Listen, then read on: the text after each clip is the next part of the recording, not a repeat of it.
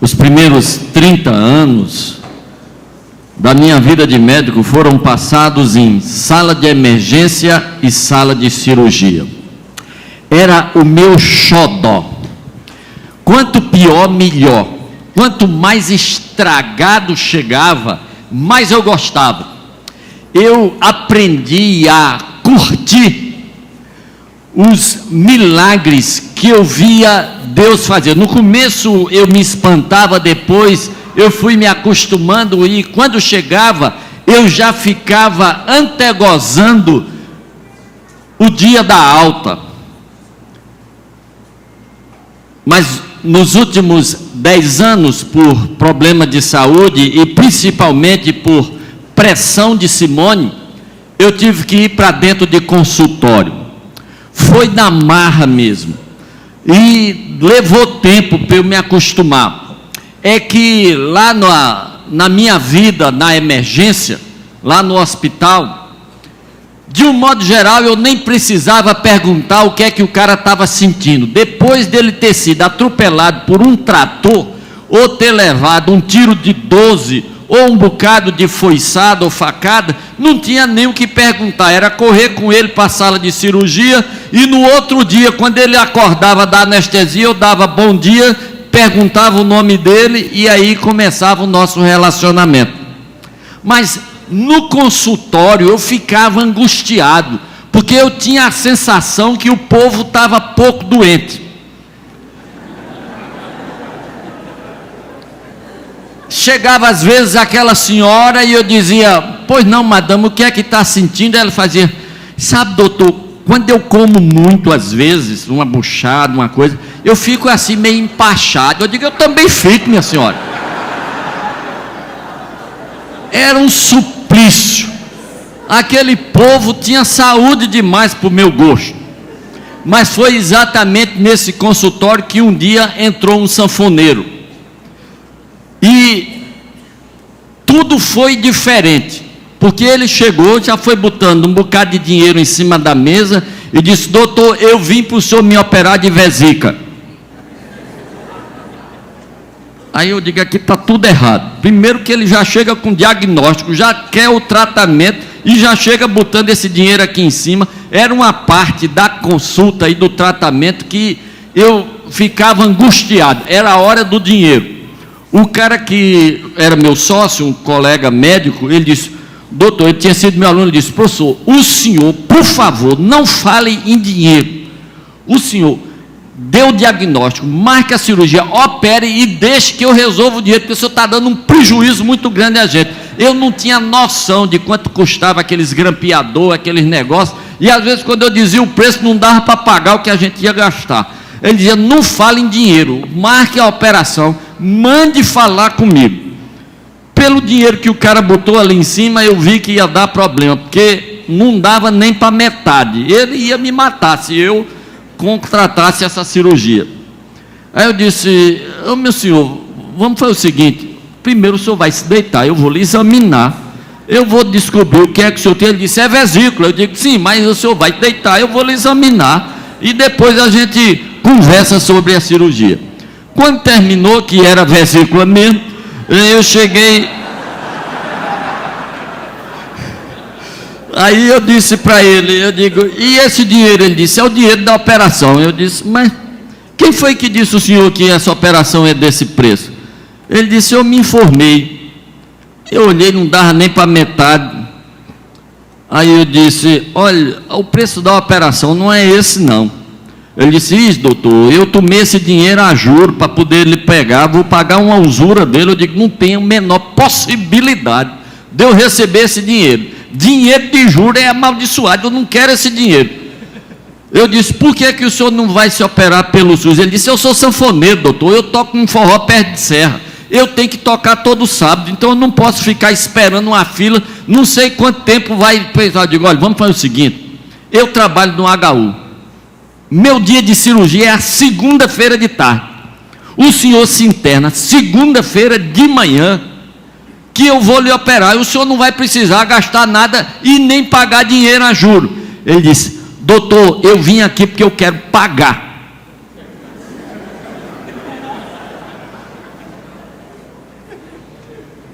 E eu digo, mas eu não vou receber. O senhor vai ter que ir, eu vou lhe operar de graça. Esse homem nunca apareceu. Sabe, graça incomoda.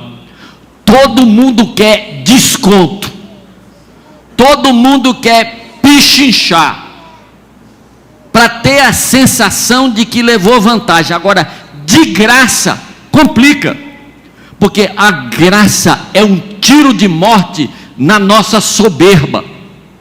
A gente quer pagar, embora não tenha o dinheiro para pagar, quer pagar com dinheiro dos outros muitas vezes e não dá nem para metade. A gente não tem nem noção do tamanho da dívida, mas quer pagar. Quando Jesus contou esta parábola, deve ter acontecido o que aconteceu aqui nesta noite, quando o reverendo Jair leu. A gente não diz, mas a gente não concorda com essa parábola. A gente acha que essa parábola fala de injustiça. Mas deixa eu lhe dizer uma coisa. Pastor Pedro disse que o que é combinado não é caro, nem é barato. O que é combinado é justo. Deixa eu lhe explicar um pouquinho desta parábola. Tem a ver com o jeito de marcar tempo em Israel. É diferente da gente. Lá, esse domingo não começou na meia-noite do sábado para o domingo. Lá, o domingo começou no pôr do sol do sábado, porque lá o dia começa com a noite. Primeiro vem a noite, depois vem o dia. No pôr do sol começa a contar as vigílias da noite, que são 4. A primeira vai de 6 horas da noite, quando o sol se põe, até as 9 horas da noite. É a primeira vigília da noite. A segunda vigília da noite vai de 9 horas da noite até meia-noite. A terceira vigília da noite vai de meia-noite às 3 da madrugada. E a quarta vigília da noite vai das 3 da madrugada até a hora que o sol nasce, às 6 da manhã. Aí às 6 da manhã começam a contar as horas do dia. 6 da manhã até 7 é a primeira hora do dia. A última hora do dia, são 12 horas, a última hora do dia vai ser às 18 horas, quando o sol vai se pôr. Portanto, nesta parábola, o homem sai de madrugada para contratar trabalhadores para a sua vinha. Ele sai antes do sol nascer e contrata os trabalhadores e manda esses trabalhadores para a sua vinha no primeira hora do dia, às 6 da manhã. O pessoal já vai estar lá para começar a trabalhar. Na terceira hora do dia, que para nós é 9 horas da manhã, o homem sai e encontra gente sem fazer nada na praça. Pergunta o que eles estão fazendo lá. Ele diz: ninguém nos contratou. Ele diz: vão para a minha vinha e eu vou pagar o que for justo. Na sexta hora do dia, que é meio-dia para a gente, o homem encontra outras pessoas na praça sem fazer nada, manda trabalhar na vinha. Às 3 horas da tarde para a gente, que é a hora nona para o homem da vinha, ele encontra gente na praça e manda trabalhar na vinha. Por fim ele sai na hora 1/10. Hora 1/10 é 5 horas da tarde, 17 horas para a gente. E ele encontra pessoas na praça e diz: vocês estão aqui o dia todo? Ele diz: ninguém contratou. Ele diz: vão para a minha vinha trabalhar. E quando termina, na 12ª hora, ele manda que o administrador pague 1 denário a cada um, começando dos últimos, daqueles que foram na 1/10 hora, às 5 da tarde, trabalharam só 1 hora. Ele manda pagar 1 denário. O denário é o salário oficial de um dia de trabalho. Quem trabalha da primeira até a 12ª hora, quem dá o expediente inteiro, trabalhou 12 horas, vai receber 1 denário. Aí o homem manda pagar dos últimos. E quando o administrador paga 1 denário a quem trabalhou só 1 hora, quem trabalhou 12 horas, faz as contas ligeirinho. Hoje eu vou estourar a boca do balão. Hoje eu vou levar para casa 12 denários. Quando recebe só 1 denário, aquelas pessoas ficam indignadas. E cá para nós a gente fica indignado com eles. Queridos, injustiça é você dar a alguém menos do que ele merece. Injustiça é dar a alguém menos do que ele merece. Mas dar a alguém do que é seu, não do que é do governo, do que é seu, dá a mais, não há nenhuma injustiça. Isto se chama misericórdia, isso se chama generosidade, isso se chama graça. Graça é você dar a mais do que alguém merece. Isto é graça. Esta parábola é uma parábola sobre graça. Observe que todo o problema desta parábola foi gerado não porque o homem deu 1 denário a cada um, mas é porque ele começou a pagar pelos últimos.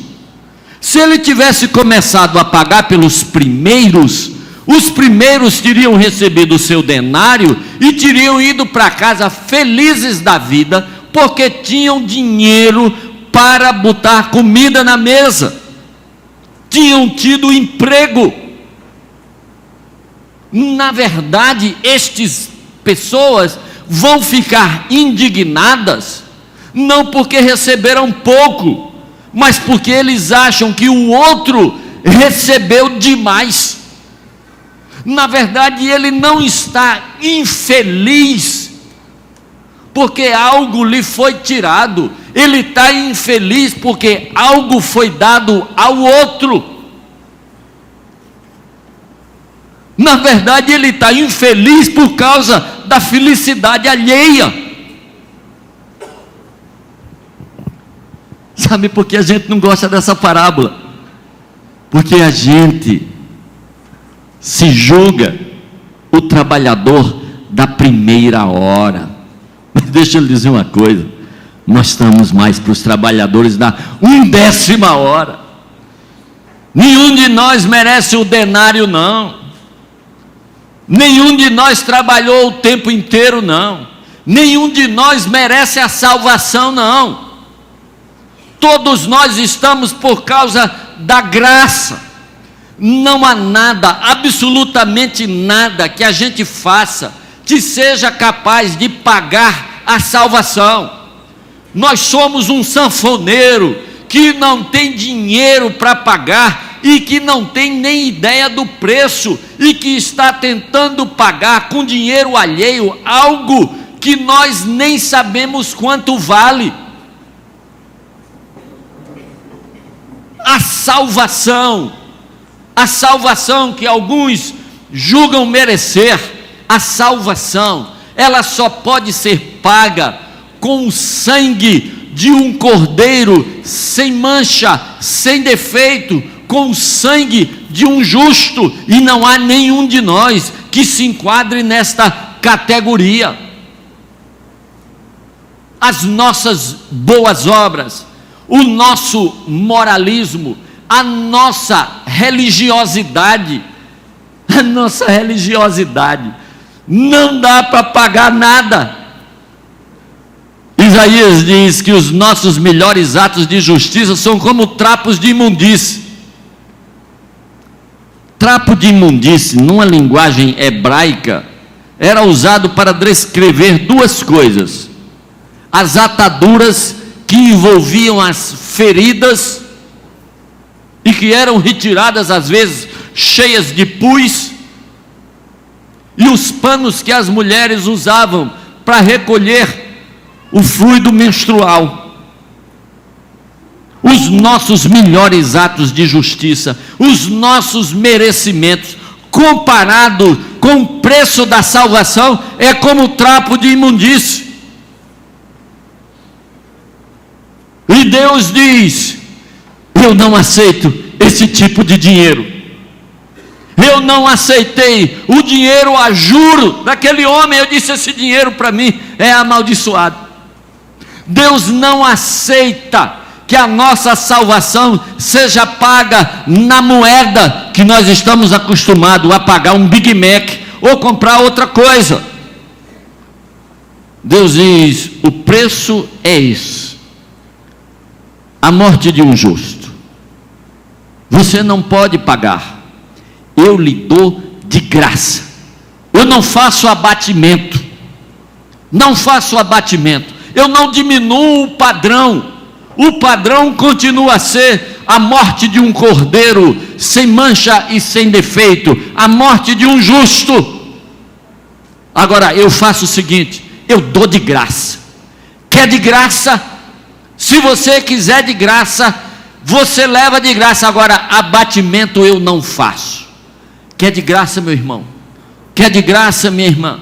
Se você quiser de graça, Jesus está dizendo: é todo seu.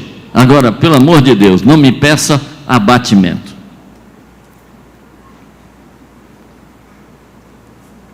Deixa eu lhe dizer uma coisa. Lá naquela emergência, um dia eu operei um cara chamado Carlos. Ele veio do interior. Ele tinha levado um tiro de 12, dado pela polícia. O irmão dele matou um policial no interior e fugiu. E os policiais não encontraram o assassino, resolveram atirar no irmão do assassino, que era crente. Deram um tiro de 12. Um tiro de 12 numa barriga, meu irmão, é uma tragédia. É buraco de chumbo para tudo que é lado. Eu me lembro que eu tive que tirar o rim esquerdo dele, tive que tirar o baço, tive que tirar um pedaço grande do intestino, fora o resto que eu tive que costurar. Tive que costurar fígado, tive que costurar estômago, tudo. E eu me lembro muito desse paciente, porque depois na enfermaria ele disse: doutor, eu vou anoitecer, mas eu não vou amanhecer. Eu digo: como é isso? Ele disse: eu vou fugir.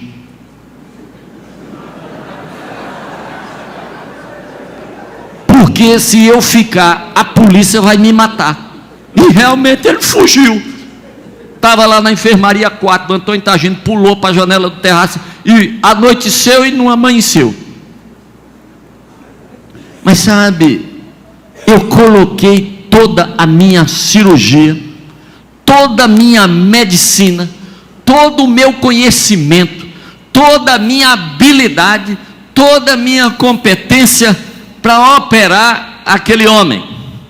Mas toda esta habilidade, esta medicina, este conhecimento e esta cirurgia, eu colocava por inteiro à disposição quando as mães chegavam com os meninos com o queixo cortado. A impressão que eu tenho é que todo menino já cortou o queixo. Os meninos chegavam com o queixo cortado, a mãe geralmente com a toalha toda encarnada, porque ela encostava, depois trocava de lado, depois de lado, depois de lado. Aí ela chegava e fazia: doutor, o meu filho sangrou uma bacia de sangue.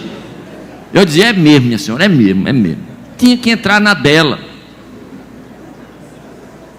Quando terminava o menino com o queixinho remendado, a mãe feliz da vida e eu também.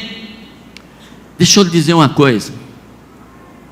Na vida espiritual, tem gente precisando só de uns pontinhos no queixo. Mas tem gente precisando de uma cirurgia radical. Porque o câncer da imoralidade tomou conta do seu caráter. No reino espiritual, tem gente precisando de uns pontinhos no queixo, mas tem gente precisando de um transplante de coração, porque o seu coração se transformou num coração de pedra, completamente impermeável à dor alheia, ao sofrimento do próximo. E Jesus Cristo está dizendo: eu coloco tudo, o que eu tenho, o que eu sei e o que eu posso, a serviço do teu pecado. Seja um pontinho no queixo, seja uma cirurgia radical, seja um transplante. O que é que você está precisando? O que é que você está precisando, meu irmão? Como é que está a sua vida espiritual? Você se considera trabalhador da primeira hora ou da 1/10 hora? O dono daquela vinha contratou os trabalhadores que ele precisava na primeira hora. Os outros ele não contratou porque ele precisava contratar. Ele contratou porque aquelas pessoas precisariam de ter um denário para comprar comida e botar na mesa. Quando aquele homem manda um rapaz na 1/10 hora trabalhar na sua vinha, ele não está pensando no trabalho não, ele está pensando na mesa daquele homem, daquele pai de família, daquele marido, e ele quer que ele possa ter comida na mesa. Ele não está contratando por causa do trabalho, mas por causa da necessidade das pessoas.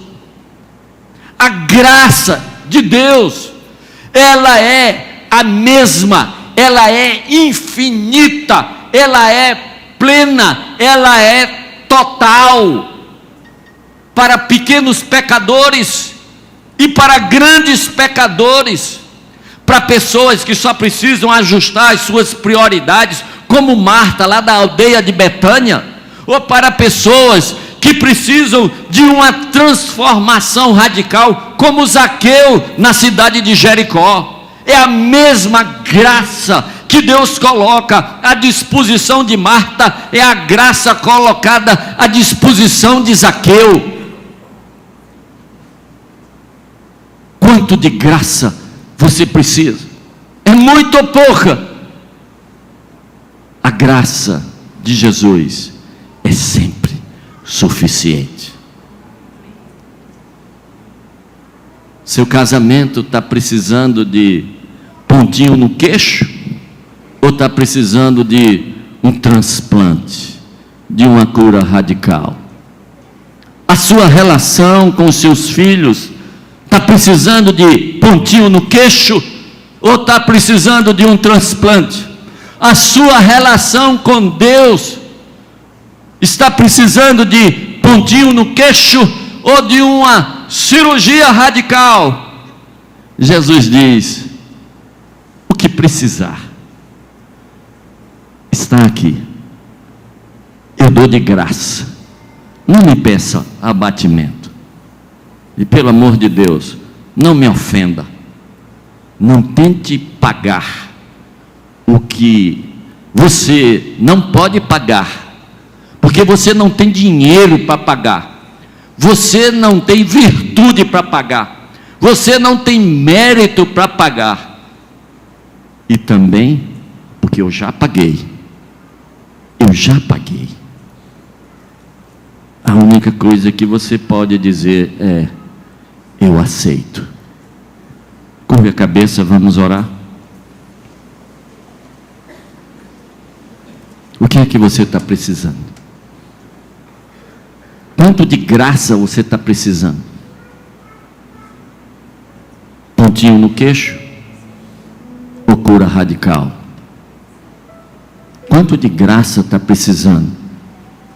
Transplante, um coração novo, um coração amoroso, gracioso, humilde, generoso, perdoador.